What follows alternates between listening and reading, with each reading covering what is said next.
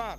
राज्यपाल महोदय ने अभिभाषण में माननीय प्रधानमंत्री मोदी के 2037 विकसित भारत बनाने, विश्व की पहली अर्थव्यवस्था बनाने के सपने को साकार करने का संकल्प है। यह बजट राज्यपाल महोदय द्वारा जो धर्म परिवर्तन प्रतिबंध विधेयक 2025 पेश किया, उसका मैं समर्थन करता हूं। साथ ही सरकार का आभार व धन्यवाद प्रदान करता हूं कि इस बिल से प्रदेश की हजारों युवतियां बालिका लव जिहाद से बचेगी एवं लव जिहाद की आड़ में धर्मांतरण के कुकृत्य पर लगाम लगेगी। मैं केंद्र सरकार का भी आभार व्यक्त करना चाहूंगा कि उदयपुर विश्व का मुख्य पर्यटन क्षेत्र है एवं चारों ओर झीलें हैं, दूसरी ओर पहाड़ियां हैं। उनको उन झीलों और पहाड़ियों के संरक्षण हेतु केंद्र सरकार ने 24 जनवरी 2025 को इन जिलों के संरक्षण हेतु सरकार के प्रयासों से विश्व के 31 शहरों में उदयपुर एवं इंदौर पहले 2 शहरों का नाम आया है, जिन शहरों को वेटलैंड सिटी का वैश्विक दर्जा प्राप्त हुआ है। इससे उदयपुर को वैश्विक दर्जा प्राप्त हुआ है। और मैं आपको इस सदन के अंदर ये पत्र रखना चाहता हूँ। राजस्थान पत्रिका ने जिस तरह से एक पेज का ये पृष्ठ छापकर इसका महत्व बताया है, तो मैं माननीय मंत्री महोदय से आग्रह करूंगा कि आप इस ओर चिंतन करें। उदयपुर की झीलें पहाड़ियां संरक्षित होगी। पिछले सत्र में मैंने उदयपुर की पहाड़ों को लेकर 295 के तहत प्रश्न पूछा। विभाग ने 43 में से 15-16 पहाड़ियों को नियम विरुद्ध छलनी होना स्वीकार किया, लेकिन उसमें खाना पूर्ति कर कार्रवाई की और इतिश्री कर दी। अतः यह चिंता का विषय है। मैं सरकार से मांग करता हूं कि पहाड़ियों की खातेदारी की उसके बदले जमीन देकर कानून बदलकर इसे फॉरेस्ट लैंड घोषित किया जाए।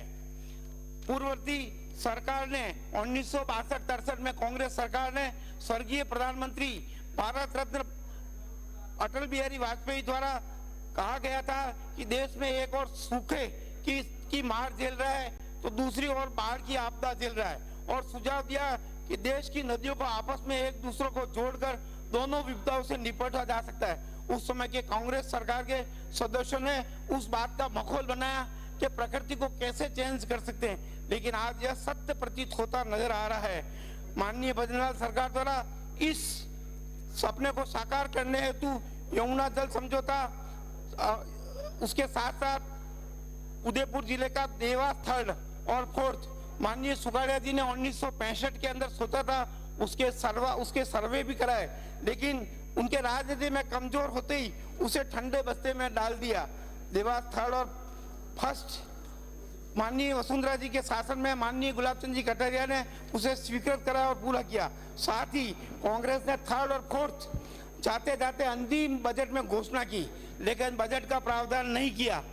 वर्तमान माननीय भजनलाल जी मुख्यमंत्री ने सरकार की क्रियान्विति में 1600 करोड़ रुपए की राशि का प्रावधान किया है और कार्य का वन क्षेत्र में भूमि का डायवर्जन कर टनल का सर्वे पूरा कर लिया गया है और अप्रैल माह तक यह चालू हो जाएगा। इससे समग्र राजस्थान की इन तीनों योजनाओं से 3-4 वर्षों में आपूर्ति निश्चित हो जाएगी। साथ साथ में माही और जाखम का पानी ठेठ अपने जैसमंद तक पहुंचाएंगे तो राजस्थान में खुशहाली का सारे राजस्थान में वातावरण बनेगा। निश्चित रूप से भजनलाल सरकार का मैं आभार व्यक्त करूंगा। मेरे विधानसभा क्षेत्र उदयपुर शहर में महत्वपूर्ण पर्यटक नगरी होने से पर्यटकों का वर्ष भर आवागमन रहता है। शहर में बड़ी बड़ी परीक्षाओं में 50,000 विद्यार्थी आने पर शहर के एक कोने से दूसरे कोने पर जाने पर घंटे लगते हैं। भजनलाल सरकार ने शहर के रेलवे स्टेशन से कलेक्टर निवास तक 3.25 किलोमीटर का एलिवेटेड रोड जिसकी लागत 150 करोड़ रुपए है, उसके बनने का कार्य 14 दिसंबर को चालू हो गया है। उससे पूर्व कांग्रेस सरकार ने बजट के अंदर अंतिम समय के अंदर 2 हवाई एलिवेटेड बनाए, जिसका ना तो बजट में प्रावधान किया, ना आज तक मौके में देखने को मिला है। इस कार्य के पूर्ण होने के पश्चात शहरवासी और पर्यटकों को बड़ी राहत प्रदान करी। शहर के आवागमन के द्वार पर गुजरात से आने वाले पर्यटकों प्रवेश द्वार 12 चौराहे पर 37 करोड़ की लागत से ओवरब्रिज बन रहा है, जो 14 दिसंबर वीआईटी द्वारा चालू कर दिया गया है। इससे शहर में काफी राहत प्रदान होगी। शहर के सभी चौराहे जो चौड़े किए जा सकते हैं, इससे निश्चित रूप से शहर के अंदर पर्यटकों को बहुत राहत मिलेगी।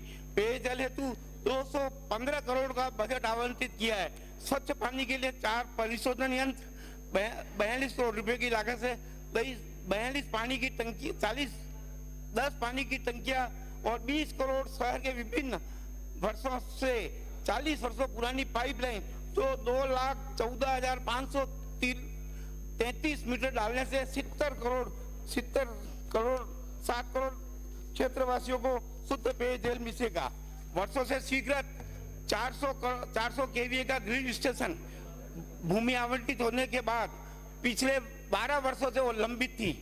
वर्तमान सरकार ने उसे स्वीकृत किया है और मुझे विश्वास है नई भूमि भी आवंटित कर दी गई है और अप्रैल में चालू हो जाएगा। उससे उदयपुर संभाग चित्तौड़ से लेकर बांसवाड़ा, सागवाड़ा और इन सभी क्षेत्रों के अंदर विद्युत आपूर्ति ठीक हो जाएगी। महाराणा भोपाल चिकित्सालय में भवन जो पिछली कांग्रेस समय में बना था, 2 मंजिला इमारत धस गई। फिर उसकी जांच के अंदर भी लिपापोती हो गई। उसके लिए सरकार ने फिर बजट आवंटित किया है। मैं सरकार से मांग करूंगा, चिकित्सा मंत्री से आग्रह करूंगा कि डीएमएफटी और यूआईडी द्वारा ये पैसा आवंटित किया कराकर इस राशि को तुरंत दिया जाए। मेरे द्वारा पिछले सत्र में मैं आपका ध्यान इस ओर आकर्षित करना चाहता हूं कि 2022 में जिस तरह से कन्यालाल हत्याकांड एवं देवराज हत्याकांड जो उदयपुर की नगरी के अंदर हुए थे, वो दोनों हत्याकांड सारे देश और समाज को हिलाने वाले थे और जिसके अंदर पिछली सरकार की पैरवी की अभाव के अंदर कन्यालाल के हत्यारों को पैरोल जमानत मिल गई थी। मैं चाहूंगा कि कानून व्यवस्था को मजबूत करने के लिए उदयपुर शहर के अंदर 2 पुलिस चौकियां हैं। एक तो आयर, वो बहुत बड़ा सेंसिटिव जोन है, दूसरा खाजीपीर, वह क्षेत्र भी सेंसिटिव है। इन दोनों पुलिस चौकियों को पुलिस थाने का दर्जा दे सके ताकि कानून व्यवस्था मजबूत हो सके, ऐसा मेरा आपसे सरकार से आग्रह है। इसी तरह से हम देख रहे हैं प्रतापनगर और अहमदाबाद मुख्य मार्ग पर आवाजाही बहुत रहती है।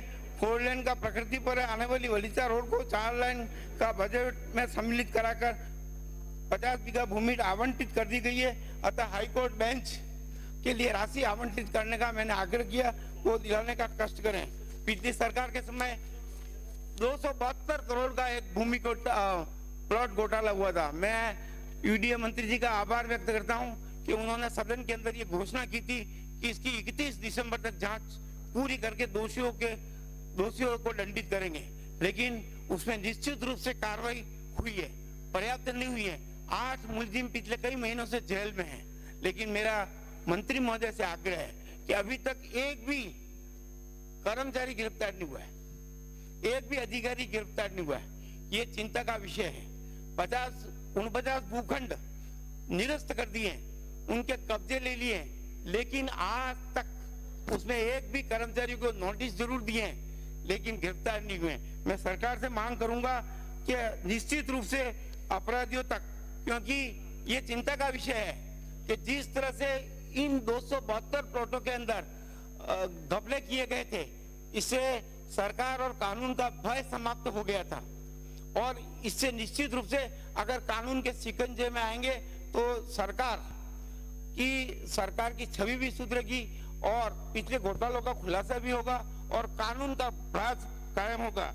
मैं पुनः एक बार सरकार से आग्रह करूंगा कि यह बजट निश्चित रूप से 2047 के अंदर नरेंद्र मोदी ने विकसित भारत का संकल्प लिया है, उस संकल्प को पूरा करने की नींव का पत्थर साबित होगा। धन्यवाद। जय भारत, जय हिंद।